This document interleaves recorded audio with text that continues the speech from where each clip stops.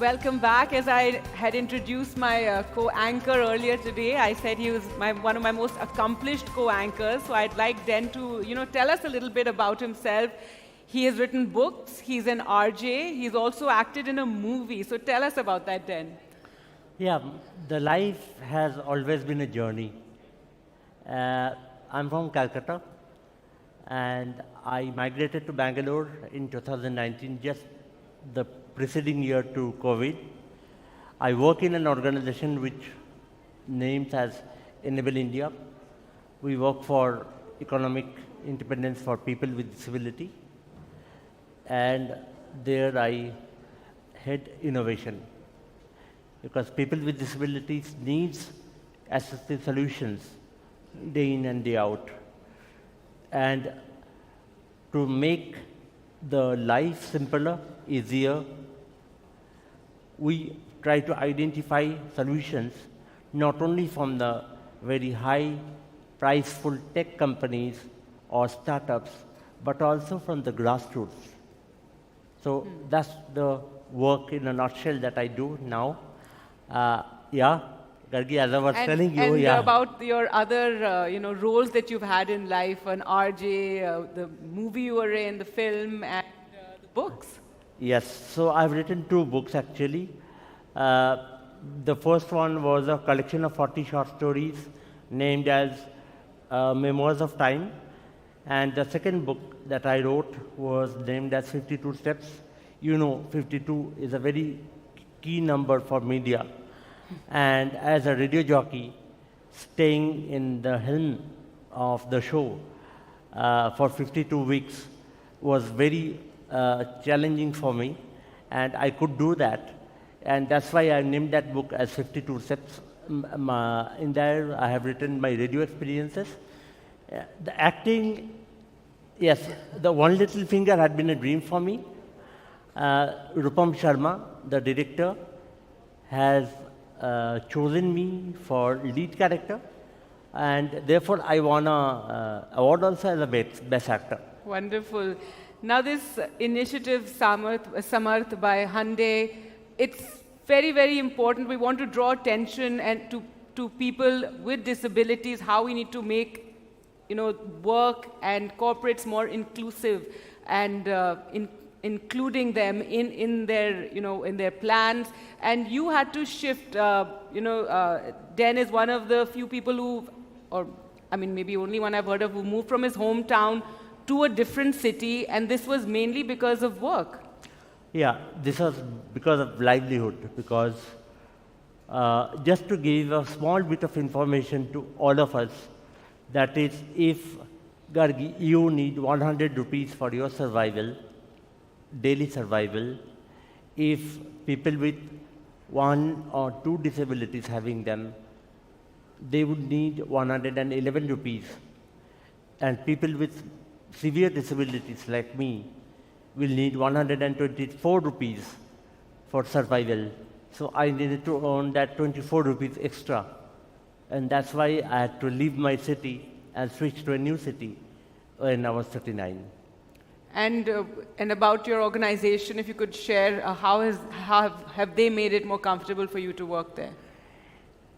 I have worked in several other organizations, including media, and I would say that Enable India is the most inclusive organization that I have ever worked in. The nooks of inclusion not only lies in people with visible disability, also it lies in understanding the needs of people with invisible disability. And that kind of discussion is just been initiated. And also that is a $13 trillion economy related to disability in the world, which is to be explored.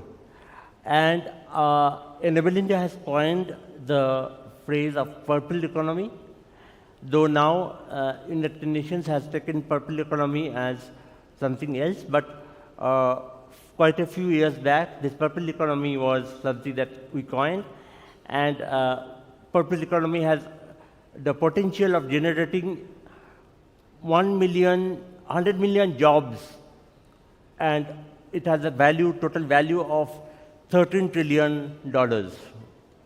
Wonderful. And, we hear a lot of talk about, developing to developed nation. India is striving to be a developed nation, and this is something we can't do without including everybody in that development. What has the government done recently that, certain steps that you appreciate? Yeah, so some of us would say that glass is half empty. Some of us would say that glass is half filled. I am one of those who would always say that glass is half filled, because in the last 4 decades since I was born, I have seen India being transformed.